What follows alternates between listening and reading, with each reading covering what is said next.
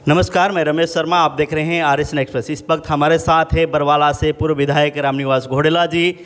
क्योंकि रामनिवास घोडेला जी द्वारा एक 22 तारीख को फतेहाबाद में पिछड़ा वर्ग की रैली होनी है, जिसको लेकर कई महीनों से लगे हुए हैं, पूरे प्रदेश में गए हैं और किस तरह की रैली होगी, कितनी की वहाँ संख्या होगी और वो रैली का आयोजन करने का उद्देश्य क्या है, इस पर हम विस्तार से जानेंगे रामनिवास जी से। सर, RSN में स्वागत है। पहले तो सबको राम राम, आपका भी स्वागत जी। 22 तारीख को जो आपकी रैली है फतेहाबाद में, पूरा हरियाणा का आपने दौरा किया और पिछड़ा वर्ग की आप रैली रख रहे हैं। रैली आयोजन करने का उद्देश्य क्या है?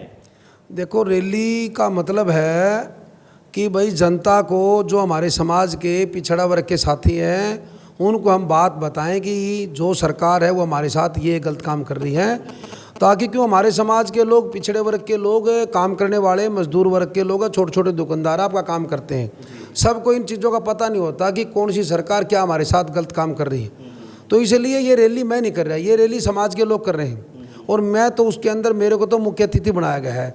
और बाकी हरियाणा के अंदर हमने दौरे किए, जिला वाइज दौरे एक ही किए कि हम अखबार और चैनल के माध्यम से हमने जनता को बताया कि पिछड़ा वर्ग का सम्मेलन है, ज़्यादा ज़्यादा संख्या में आप लोग पहुँचो, ये सम्मेलन है।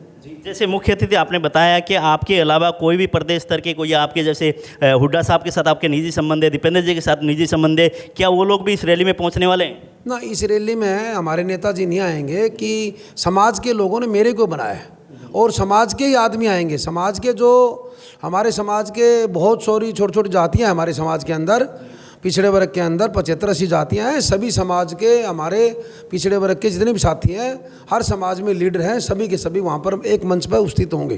तो आपको क्या लगता है, हरियाणा सरकार में वर्तमान जो सरकार है उसने पिछड़ा वर्ग को हित के लिए कार्य नहीं कर रही कोई? देखो, मैं आपके चैनल के माध्यम से बताना चाहता हूँ कि यही बातें हम बताने के लिए वहाँ पर इकट्ठे हुए हैं, हित के लिए नहीं। इन्होंने तो बहुत बड़ा नुकसान किया है कि जैसे कि हमारे को पीछे जो सरकारें बनी, पूरा तो नहीं किया उन्होंने। जो बाबा साहब ने हमारे को कानून दिया पिछड़े वर्ग के भाइयों के लिए, तो उन्होंने कानून दिया कि 27% आरक्षण गरीब आदमियों के लिए। तो उसके ये लोग जैसे सब्सिडी गैस सिलेंडर की ख़त्म करी, किसी को पता नहीं लगा, तो ऐसे ऐसे हमारा आरक्षण भी ख़त्म करने जा रहे हैं। एक क्रीमी लेयर लेके आ गई है, क्रीमी लेयर के अंदर हमारे बच्चों को नौकरी नहीं मिलने लग रही। इन्होंने कहा कि जो क्रीमी लेयर के अंदर आ गए 3 लाख रुपये की जिसके इनकम है, पहले खेती की नहीं थी, खेती की भी जोड़ दी इनकम इन्होंने, मजदूरी की। तो इन्होंने ये करने के बाद में क्या हुआ, हमारे बच्चे नौकरी में नहीं आएंगे, ऐसे ऐसे आरक्षण खत्म हो जाएगा। और कल एक मेरा साथी आ रहा था, JJU से प्रधान है प्रदीप, अपने गुज्जर समाज से हमारा बैकवर्ड भाई है, वो बता रहा था कि 3 साल से जो यूनिवर्सिटियाँ उनके अंदर दाखिले नहीं हो रहे बैकवर्ड के अंदर, कि हम क्रीमी लेयर में आ गए। तो भाई जो बच्चे पढ़ेंगे नहीं तो नौकरी कहाँ से लगेंगे? तो ये एक बहुत बड़ा मुद्दा है क्रीमी लेयर का। और इसके अलावा जातीय जनगणना, हमारा पिछड़ा वर्ग के समाज बहुत दिन से लाग रहे हैं सरकार के पास, सरकार के पीछे, कि हमारी जातीय जनगणना कराई जाए, ताकि हमारे को पता लगे कि हम कितनी आबादी है हमारी, और उस आबादी के हिसाब से हमारे को आरक्षण दे दो कि हम गरीब आदमी हैं। पहले भी आप कांग्रेस पार्टी में थे, आपकी सत्ता भी हरियाणा में रही है, 2 बार सरकार भी रही है। अभी भी अगर बात करें तो नज़दीक से नलवा हल्के से हमारे रणवीर सिंह गंगवा पिछड़ा वर्ग से, वो भी कुमार जाति से हैं, वो भी हैं। तो क्या उन्होंने कभी प्रयास नहीं किया और आपने पहले कभी प्रयास नहीं किया अपनी जाति को लेके आगे बढ़ाने के लिए, उत्थान के लिए? देखो, हमारे टाइम के अंदर बता देता हूँ मैं, जिसकी सरकार होती है वो करे प्रयास, समाज जब भी आगे तरक्की करेगा। जब हमारी सरकार थी तो क्लास 1 और 2 के अंदर हमारा पहले 10% कोटा था, परंतु हुड्डा साहब के समय में ये 10 का 16 किया, 6% बढ़ाया क्लास 1-2 के अंदर। और इसके अलावा भी जैसे कि पिछड़े वर्ग भाइयों के लिए 100 गज के प्लाट, SC-BC के लिए 3,92,000 प्लाट दिए 100 गज के, ये भी एक स्कीम बनाई। उसके अलावा 400 करोड़ का कर्जा माफ़ किया पहली बार हुड्डा साहब ने, कि भाई गरीब भाइयों के लिए जो भी कल्याण बोर्ड का निगम है SC और BC का, उनका 400 करोड़ रुपया कर्जा माफ़ किया। तो हमारी सरकार से डिमांड है कि 3 साल हो गए कोरोना के अंदर, कोई कमाई नहीं है, छोटे छोटे लोन लिए, भर नहीं पाए, गरीब आदमी पर कर्जा हो गया। तो भाई जब हुड्डा साहब माफ़ कर सके तो ये भी करने चाहिए इन्होंने। और इसके अलावा जैसे बच्चों का वजीफ़ा, हुड्डा साहब के समय में ये था कि गरीब बच्चे पढ़ नहीं सकते, तो उनका खर्चा पानी की छोटी मोटी बात होती है, तो उनको पहली से 5वीं और 6ठी से 8वीं और 9वीं 10वीं 11वीं 12वीं उनको वजीफ़ा मिलता था।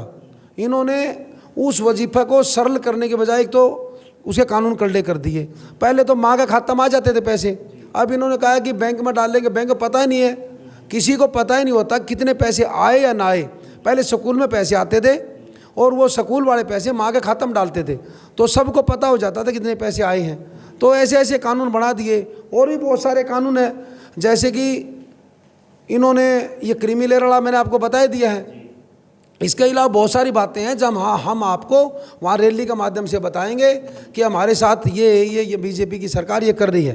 भाजपा की सरकार आपने कहा कि बहुत सारी ऐसी कर रही है जो आप लोगों को मिलना चाहिए था, मुआवजा मिलना चाहिए था, या आपको जैसे कि उसमें नौकरियों में एक तरह से आगे प्लेसमेंट के लिए या जो भी आप लोगों ने डिमांड रखी है या आप लोगों को पहले हरियाणा सरकार दे रही थी, उसको अभी भारतीय जनता पार्टी की सरकार आप कह रहे ख़त्म करने जा रही है, उसको लेकर आपने रैली का आयोजन किया। तो क्या बेसिक यही मुद्दा रहेगा कि आपका उद्देश्य कुछ और भी है कि आने वाले समय में कि चुनाव भी होने एक तरह से, तो उसको भी मद्देनजर रखते हुए आप ये बात कर रहे हैं या रैली का आयोजन कर रहे हैं? ना चुनाव तो देखो 2 साल बाद में होने हैं। एक मुद्दा और रह गया, बीजेपी सरकार के अंदर, खट्टर सरकार के अंदर इन्होंने 8% पंचायतों के अंदर आरक्षण देने का काम किया।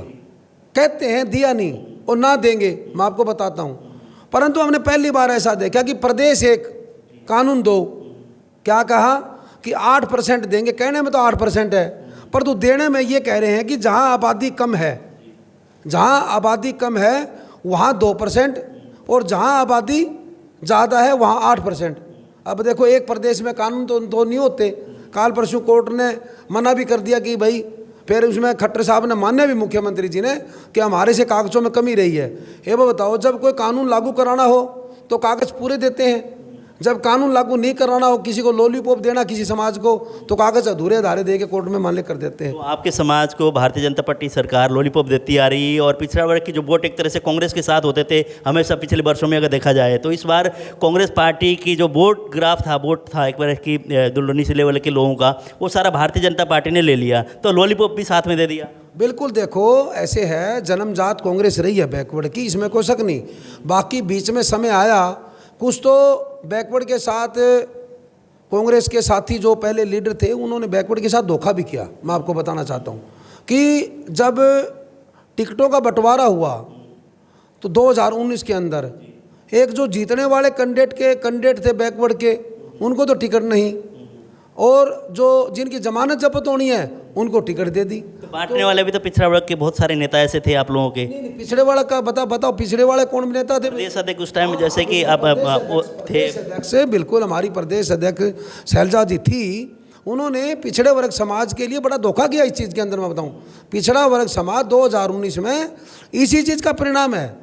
2014 का निकाल के देखो आप, पिछड़े वर्ग ने 2014 के अंदर मान इतने ज़्यादा वोट नहीं दिए बीजेपी को, 19 में ज़्यादा दिए। 19 में इसलिए ज़्यादा दिए कि पिछड़े वर्ग के साथ इन लोगों ने धोखा किया, तो उसका देखो परिणाम तो पार्टी को भुगतना पड़ेगा। पर तो नेता की नीयत खराब थी, उन्होंने ऐसा नहीं करना चाहिए था। पिछड़ा वर्ग ने हमेशा कांग्रेस पार्टी का साथ दिया है, और कांग्रेस पार्टी का साथ दिया है तो कांग्रेस पार्टी का जो लीडर 75 पार का नारा बीजेपी का, उसमें से एक हिसार से, बरवाड़ा से उनका बैकवर्ड का भाई जीतने लग रहा है, तो तकलीफ किस चीज़ की? जीतने वाले आदमी को टिकट देनी चाहिए। तो ऐसे ये कई सारे मुद्दे हैं, ये हम समाज के लोग मेरे को बताते हैं। 22 तारीख को आप ये दिखाने वाले भी हैं कि एक तरह से आपकी जो बिरादरी है वो आपको कितना समर्थन करती है, आपको कितना चाहती है, ये भी देखने वाली बात होगी 22 तारीख को। देखो 22 तारीख को बिरादरी की हमारी बात नहीं, हमारी बिरादरी हमारे साथ है, पिछड़ा वर्ग हमारे साथ है, इसमें कोई शक नहीं है। हम पिछड़ा वर्ग को बताएंगे भाई कोई बात नहीं, वो समय था, भूल जाओ उस बात को। बाकी आप सभी वापस फिर एक मंच पर आओ। और कौन से मंच में? कांग्रेस पार्टी में? भाई मंच तो फिलहाल तो एक बारी मैं तो आज़ाद हूँ, हम करेंगे बातचीत, इसमें कोई बात नहीं। मैं फिलहाल आज के दिन किसी में भी जा सकते हो आप फिर? ना किसी में तो कौन जाऊँगा, हुड्डा साहब मेरा लीडर है। हुड्डा साहब तो जैसे आप कहते थे कि प्रदेश तो बनाए जाने चाहिए, अभी तक भी हुड्डा साहब को प्रदेश नहीं बनाएगा, हालांकि चेंज किया गया लेकिन उनको कोई जिम्मेदारी नहीं दी गई। ना ऐसे नहीं है, हुड्डा साहब भारत के लीडर हैं, और मैं आपको बताना चाहता हूँ हुड्डा साहब लीडर हैं। हुड्डा साहब के कहने से ही उन्होंने प्रदेश अध्यक्ष हमारे चौधरी उदय भान जी को बनाया है, और मेरे को पूर्ण विश्वास है कि आने वाले चुनाव के अंदर हुड्डा साहब की लीडरशिप में 75 सीट कम से कम कांग्रेस पार्टी की आएगी और हुड्डा साहब मुख्यमंत्री बनेंगे। मैं बताना उधर से कुलदीप बिश्नोई नाराज के नाराज अभी तक माने नहीं हो। देखो भाई कौन नाराज है कौन राज्य क्या पता भाई। देखो इसके बारे में कुलदीप बिश्नोई जी के बारे में तो देखो कुलदीप बिश्नोई जी को पूछो जाके भाई आप क्यों नाराज हो। देखो इसके अंदर तो क्लियर सी बात है, वो तो हमारे जो राष्ट्रीय लीडर हैं श्रीमती सोनिया गांधी जी, देखो उन्होंने देखा है भाई, एक जनता की आवाज़ हरियाणा के अंदर है। आपको ही पता है, आप पत्रकार भाइयों, आपको ही पता है कि हरियाणा प्रदेश के अंदर एक आवाज़ थी 8 साल से लगातार कि हुड्डा साहब की लीडरशिप में चुनाव लड़ा जाएगा तो कांग्रेस की सरकार बनेगी। तो वो ऐसा तो नहीं है कि हुड्डा साहब ने जिम्मेदारी लगा दी हो, घोडेला साहब लगे रहो पिछड़ा वर्ग को इकट्ठा करने में, आने वाले समय में एक तरह से अपने जो कांग्रेस पार्टी के झंडे के नीचे तो आना ही है। नहीं, कांग्रेस पार्टी का झंडा, कांग्रेस पार्टी राष्ट्रीय पार्टी है। और मैं देखो दिल से भी साथ हो। आपने मेरा पहले इंटरव्यू लिया, चाहे निकाल के देख लेना। विचारधारा मेरी कांग्रेस, जन्मजात हमारी कांग्रेस, और हम कांग्रेस के खिलाफ बिल्कुल भी नहीं है किसी प्रकार में। कभी मेरा नहीं तो लोगों के टिकटें कट जाती है, लोग बहुत नाराज़ हो जाते हैं, मैंने कुछ कह जाते हैं, किसी पार्टी में चल जाते हैं। हम नहीं गए 3 साल। नेताओं के खिलाफ है, पार्टी के खिलाफ नहीं हुआ। खिलाफ तो हम नेता कभी को नहीं, उन्होंने हमारे साथ धोखा किया, समाज के साथ नाराजगी है, खिलाफ नहीं है। हम नाराज हैं उन नेताओं से, हमने उनका क्या बिगाड़ा? हमारे समाज ने उनको वोट दिए, हमारे समाज ने उनको लीडर बनाया, फिर भी उन्होंने बैकवर्ड समाज के साथ एक धोखा किया कि एक जीतने वाला कैंडिडेट बैकवर्ड समाज का लीडर बनना था। उन लोगों ने बहुत बड़ा नुकसान किया, इसलिए हम नाराज हैं और हम कुछ बिगाड़ नहीं सकते। बैकवर्ड समाज के जो लोग हैं, कांग्रेस पार्टी में बहुत सारे लीडर हैं, वो लीडर भी आएंगे, जो बड़े नेता ना आके जो और नेता हैं कि अपने गांव लेवल के नेता हैं, वो लोग पहुंचेंगे। बिल्कुल, गांव लेवल के, हरियाणा लेवल के जितने बैकवर्ड के साथी हैं सभी उस मंच पर आएंगे और सभी अपनी अपनी बात भी रखेंगे और एक समाज को बढ़िया संदेश भी देंगे। समाज को देंगे या राजनीतिक पार्टियों को देंगे? समाज को संदेश समाज को देंगे। राजनीतिक पार्टियां तो सोचेगी भाई पिछड़ा वर्ग इकट्ठा हो गया है, जो पहले वाली बात नहीं है। पिछड़ा वर्ग समाज अगर किसी पार्टी को बना सकता है तो वो हरा भी सकता है, हमारा ये संदेश है। बाकी अच्छे संदेश हम समाज को देंगे, समाज उसके बारे में सोचेगा भाई जो बात नेता कह रहे हैं वे सही करे। कितने के लोग आने की उम्मीद लगा रहे हैं? 10,000 आदमी। 10,000 आदमी। तो फतेहाबाद में क्यों? आपका हल्का तो वैसे बरवाला पड़ता है, आपने फतेहाबाद में क्यों सोची कि वहाँ पे आयोजन हो और मुख्य अतिथि आपको पार्टी के जो आपके जो एक तरह से समाज के लोग उन्होंने आपको बना दिया? आपने उनको सजेस्ट नहीं किया कि आने वाले समय में चुनाव आपको बरवाला से लड़ना है तो बरवाला में रैली होनी चाहिए? चुनाव बरवाले से लड़ेंगे। बाकी मैं आपको बता देना चाहता हूँ ये समाज का फैसला है। हिसार के अंदर 2011 के अंदर एक पिछड़ा वर्ग की बहुत बड़ी रैली हुई थी, लाखों आदमी उस रैली के अंदर आए थे, आपको ही पता है। तो हिसार तो एक गढ़ मान लेते हैं लोग, तो पिछड़े वर्ग के साथियों ने कहा कहाँ करें, मैंने कहा बताओ भाई, उन्होंने कहा फतेहाबाद कर लो भाई पिछड़ा वर्ग के साथी पूरे प्रदेश के अंदर है। ये सम्मेलन एक सम्मेलन नहीं होगा, ये सम्मेलन पूरे हरियाणा के अंदर हर जिले में सम्मेलन होगा। समाज के बुद्धिजीवी भाइयों ने फैसला कर लिया है। तो कब, कितने समय के अंदर ये इस तरह के आयोजन होते रहेंगे? इसकी घोषणा हम उसी दिन करेंगे, 22 तारीख को मंच से घोषणा करेंगे कि अगला सम्मेलन कौन सा जिला में होगा और हर महीने एक सम्मेलन करेंगे। तो मंच से ये भी चेतावनी भी दी जाएगी सरकार को कि हमारी जो मांगे हैं, हमारे जो एक तरह से जो हमारे सरकार की तरफ से जो लाभ मिलने थे वो हमें मिलने चाहिए, इस तरह की आप लोग वहाँ पे प्रस्ताव रखेंगे? बिल्कुल, सरकार को चेतावनी देंगे, ना कि प्रार्थना करेंगे कि हमारा हक है, हमारा हक हमारे समाज को मिलना चाहिए, कि हमारे समाज ने वोट दे के आपकी सरकार बनाई है, इस हक को छीनने की कोशिश ना करें। तो ये हमारे बिल्कुल देंगे चेतावनी। तो जितने भी दर्शक देख रहे हैं, आपके हल्के के पूरे हरियाणा प्रदेश के लोग देख रहे हैं, पिछड़ा वर्ग के लोग आपके इस इंटरव्यू को देख रहे हैं, उनको क्या संदेश देंगे? 22 तारीख के आने के लिए किस तरह के आमंत्रित करेंगे आप? बिल्कुल, आपके चैनल के माध्यम से मैं एक प्रार्थना करना चाहता हूँ हमारे समाज के भाइयों को, देश और प्रदेश में जितने भी देख रहे हैं, कि 22 तारीख को बस स्टैंड के सामने अनाज मंडी फतेहाबाद ज़्यादा संख्या पहुँचकर सम्मेलन की शोभा बढ़ाएं और अपने जो भाई है समाज के उनके विचार सुने और वे विचार लेके सरकार को ये दिखाएं कि हम सरकार बना सकते हैं, तो हम सरकार को हटा भी सकते हैं। धन्यवाद सर, बहुत बहुत नमस्कार। जैसे कि रामनिवास घोडेला जी पूर्व विधायक बरवाला से, इन्होंने कहा कि 22 तारीख को जो पिछड़ा वर्ग की वहाँ पे सम्मेलन है, रैली एक तरह से पूरे प्रदेश से पिछड़ा वर्ग के लोग वहाँ पहुँच रहे हैं। लेकिन मैंने कहा कि हुड्डा साहब के निजी संबंध है, तो हो सकता है हुड्डा साहब या दीपेंद्र जी यहाँ पहुँचे, उन्होंने कहा कोई बड़े नेता वहाँ पर नहीं आएंगे, ये स्वयं हैं कि मुख्य अतिथि इनके जो समाज के लोग उन्होंने इनको बना रखा है। और इन्होंने ये अपील भी की है कि जितने भी लोग सुन रहे हैं, देख रहे हैं, उनसे ये अपील है कि वहाँ इकट्ठे एक मंच में आएँ, ताकि हर इंसान अपने अपने वहाँ एक तरह से समाज के प्रति कि जो समाज पिछड़ता जा रहा है उसके आगे बढ़ाने के लिए कोई ना कोई सजेशन दे, और सरकार को वहाँ पे अपनी जो जितने भी समुदाय के लोग हैं उन द्वारा रखे प्रस्ताव भी और सरकार को चेतावनी उसी मंच के द्वारा दी जाएगी।